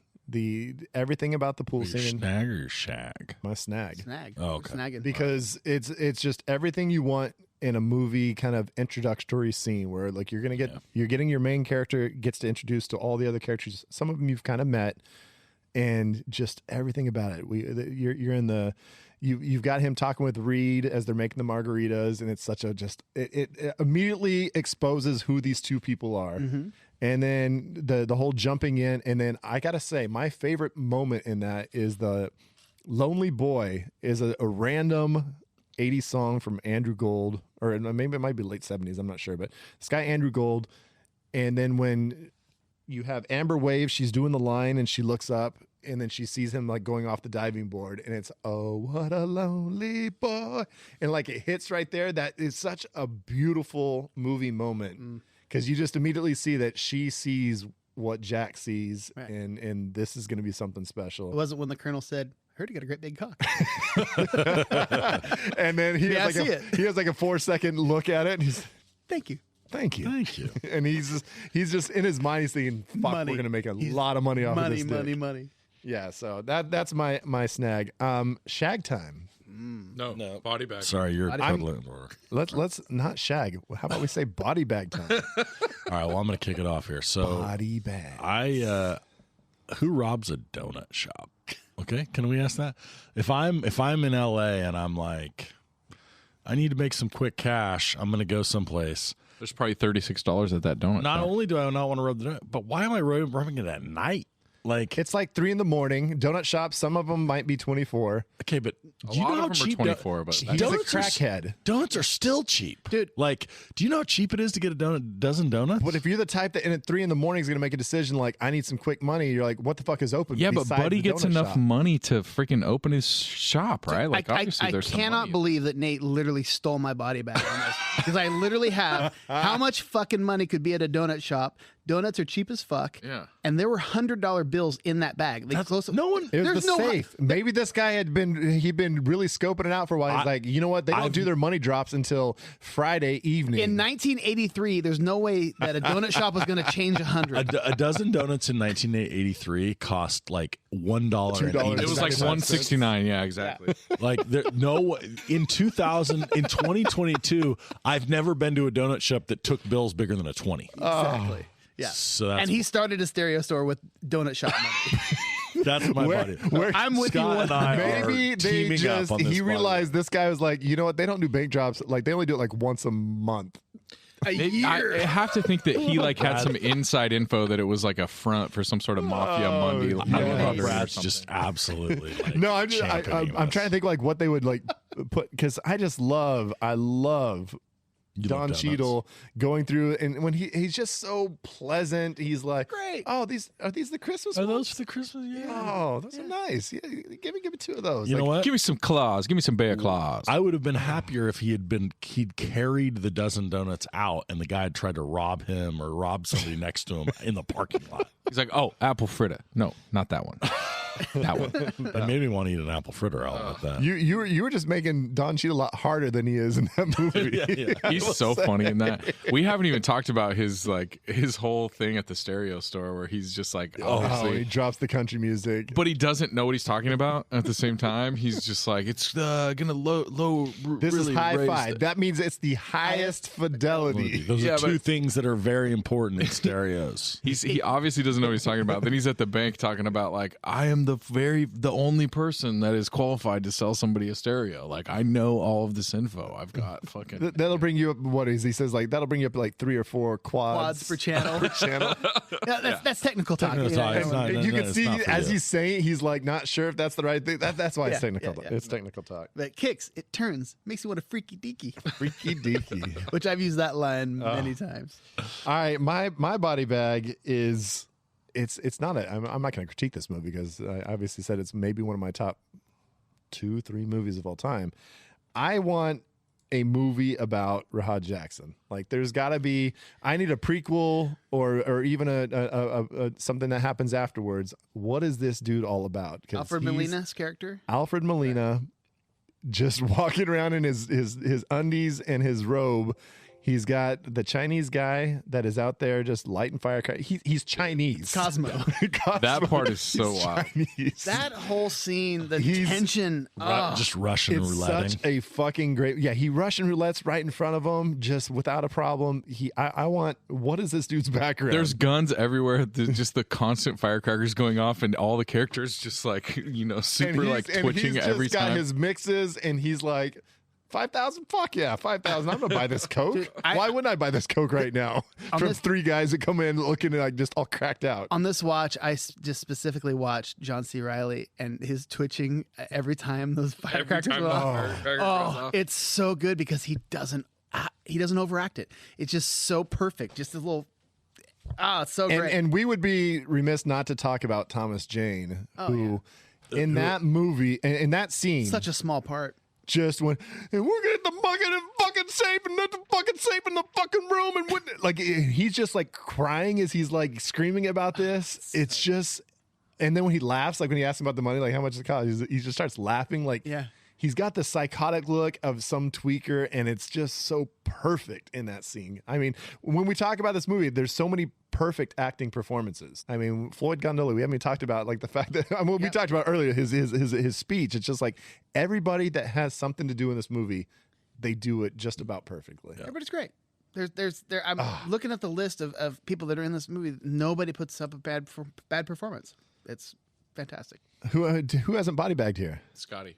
No, That was a and I combo joined with Nate. forces literally So, his. to shit on the donut Zach, shop. we're letting you zip up the last one. So I really like this movie, and what I'm gonna body bag is something that we've already brought up earlier, and I'm gonna bring it up again, and that is the fact that porn is too readily available for young men and women these days, and that it ruins all of the cool, like, you know, we've talked a bunch about it. There's like a part of growing up of like catching a glimpse of a boob or whatever it is, or a freaking, you know, seeing a dude's wiener. We used to break into the the shop down at the ranch, and because we knew that they had The posters the up. Playboy calendars were up Exactly. at the shop. Well, kids would never need to do that anymore because they can just turn their phone on and type in boob, and then they're seeing boobs. And you know what I you mean? pointed something out to me like that's a little on the darker side, but like back then, right? Like as strange as it sounds, like porn was a little straight up the middle. Like, you know, like there was some weird stuff, but like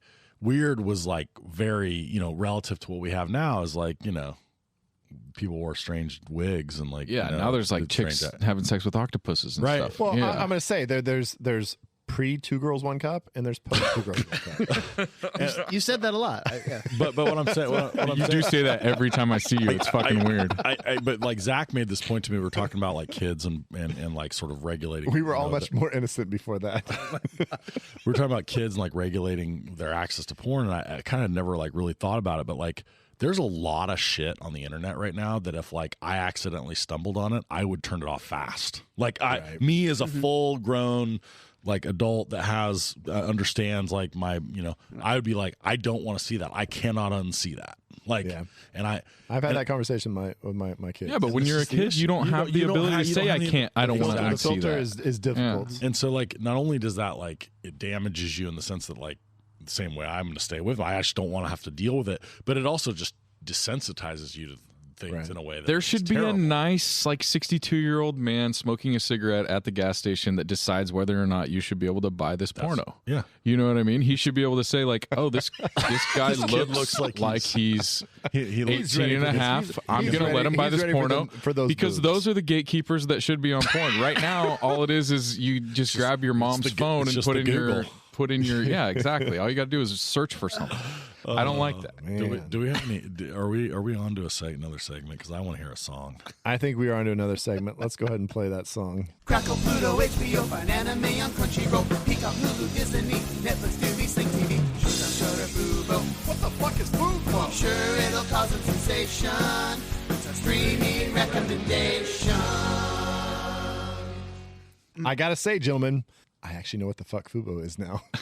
That's right. Really? You sent a text out the other day. This is no joke that I wanted to watch the USC's first football game because I know a kid who's playing for USC. He's a true freshman, Raleigh Brown, and I know him personally. And I wanted to watch his first game. He scored a touchdown. He threw out the Heisman pose. He was a little badass in that game. And to watch it, my YouTube TV that I have does not have Fubo. I mean, does not have the Pac-12 channel. I need the Pac-12 channel. Guess where that shit's at? Fubo. Fubo said, "Hey, for 1 week free, you want to watch some Fubo? Sign up for this shit." This is what the fuck Fubo is. I signed up for that shit, and I will say this.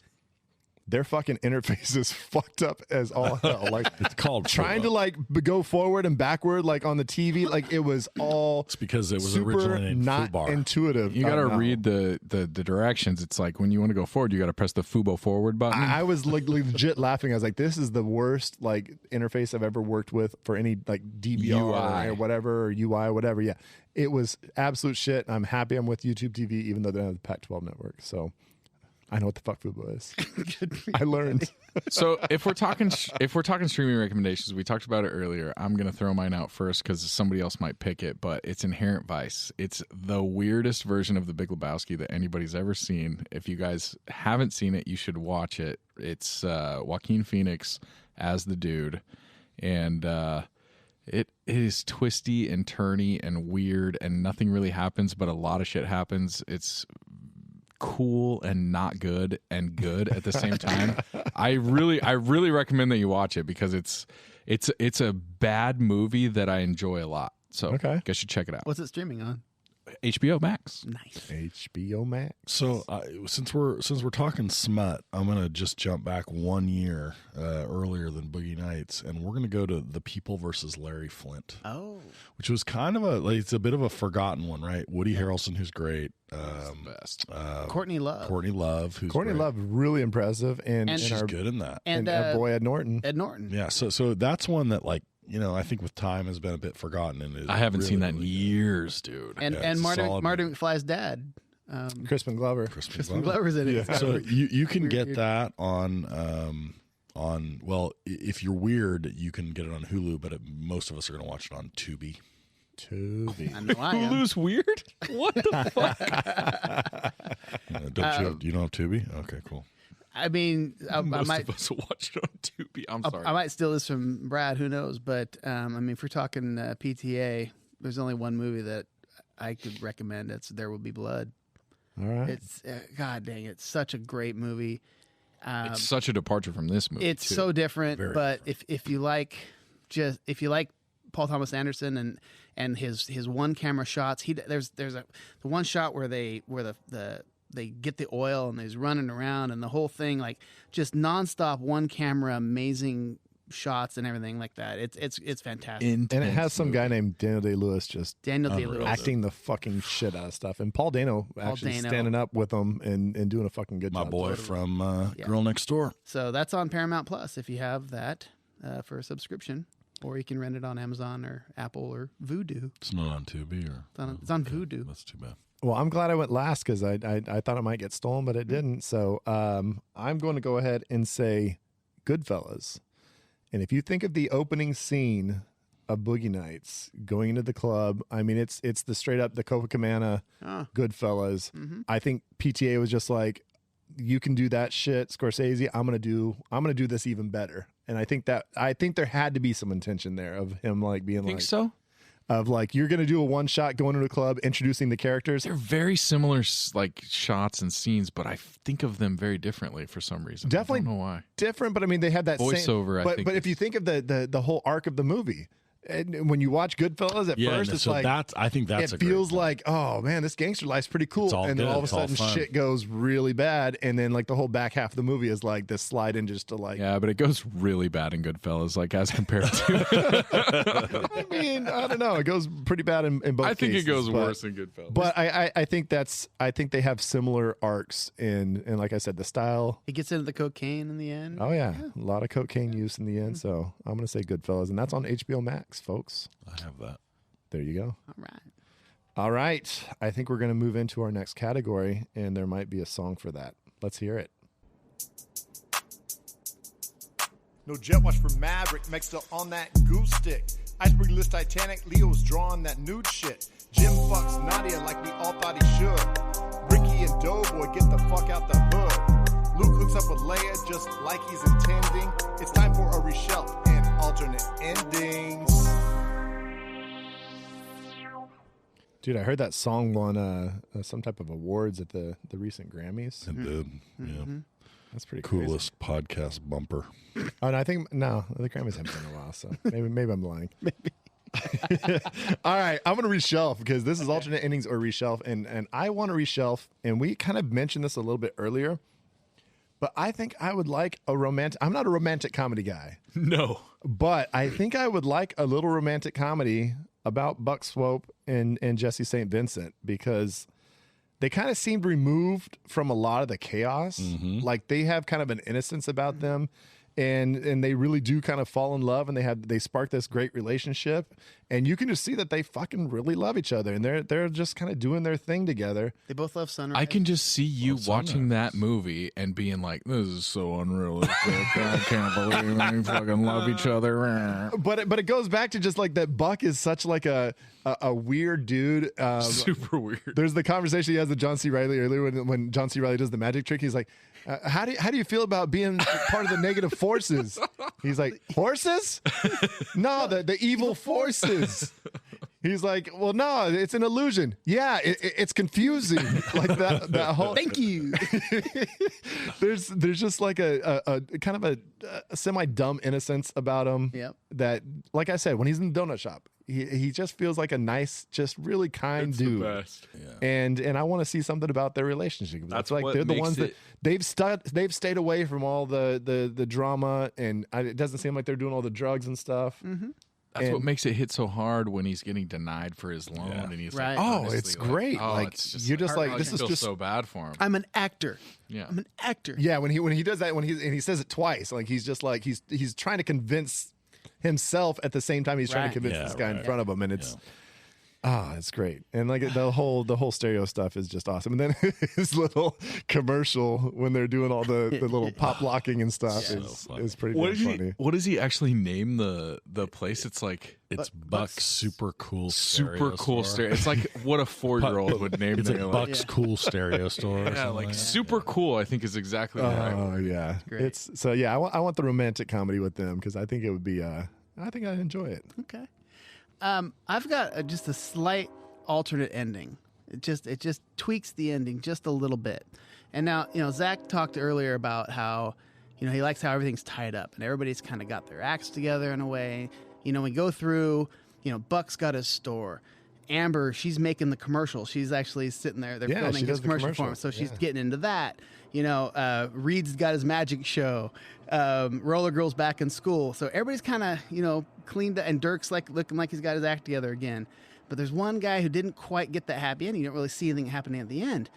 So basically, I want to kind of throw one little more happy ending in there. And so after Dirk, Wait, you forgot about the Colonel's happy ending.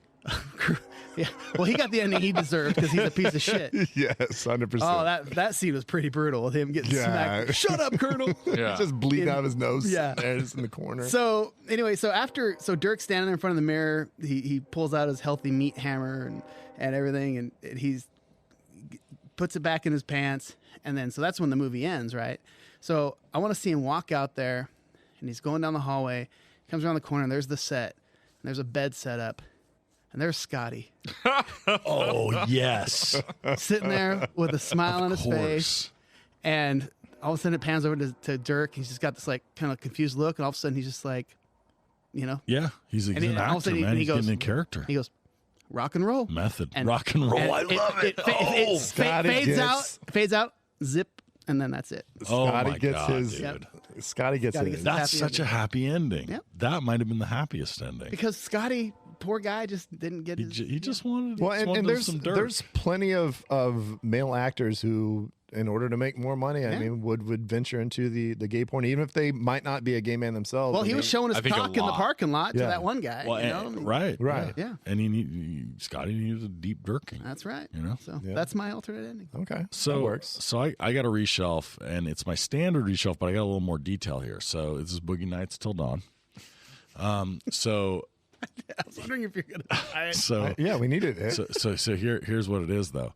So like it's like this the Jack has this like dream of doing like real movies, so he creates the genre of horror porn. So like it's porn but also horror, right? And it's like specifically Definitely a vampire thing. horror.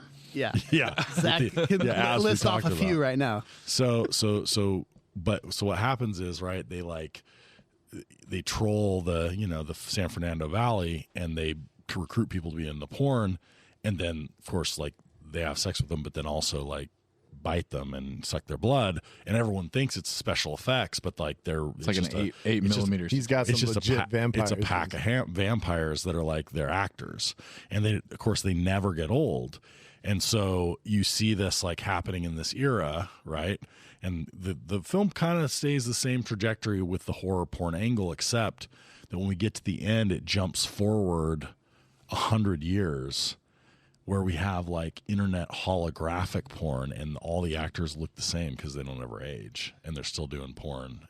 Well, it could be Floyd. As Floyd could be vampires. like the head vampire, and he's got when he brings the little 4 crew with him, all the Yeah. young kids. Like these are the future. Those could be the little vampires. New Like vampires. they're all the fucking they're the legit ones. Boogie Nights. It's like a Till black. Dawn. It's like a Black Mirror episode. I like that. So, yeah. Well, there you go. Zach, we got a reshelf for an alternate there. No, sir. This is a perfect movie. I love it. All right. But how Don't about touch it. how about like an alternate song? Did you come up with an alternate song in the ending? So my problem, there was some alternate songs that came to my mind, but they were all songs that had come out well after this movie would have. Right. So they weren't year appropriate. Right. Because there's a Russian band, Little Big, that has a song called My Dick, and it's just Right. my dick is really big. Like if that was Right. dropping at the end when he drops Trow, it would work. Well, I definitely found one that does work because it was before this. Oh, and there this we is, go. So right when he pulls out the dick and then it fades to black, you hear a little bit of. Oh, I'd love to be an Oscar Mayer wiener. 'Cause if I were an Oscar Mayer wiener, everyone would be in love with me. There you I mean, it's the kind of. It's I actually dig that in a it's- lot of It's ways. the dog kids That's love right on to brand. bite. Yeah. Yeah. Oh, So, jeez. Yep. That's not bad. That is not bad. So, are we supposed to be drafting or something? I think we're going to draft. And you know what? This movie has, I mentioned in my snag, it's just one of the greatest swimming pool scenes. And we're here towards the end of summer. It's still pool party time, especially out here in California where we're still getting some nice little heat waves here and there. You can still jump in the pool. We're going to talk about the most memorable swimming pool scenes Oh, God. We're going to draft that next week. And you might think, how many movies have swimming pool? There's a lot. That's deep. Every time we pick one of these draft categories, I'm like, man, there's really not that many. And then once I think about it for 20 seconds, I'm like, oh my God, there's a lot. It is deep. We're talking like 12 feet deep. This is deeper than the key community pool right here. Definitely. 100%. You can dive off a nice big tall diving board into this draft category. So, all right. And maybe we might. I'm ready. I'm ready to go time. Love it. Love this movie. Love you guys. Thanks for being here tonight, guys. I appreciate y'all. Bye-bye. Wait, that's not me. Hey, Zach, how do we get out of here? Bye-bye.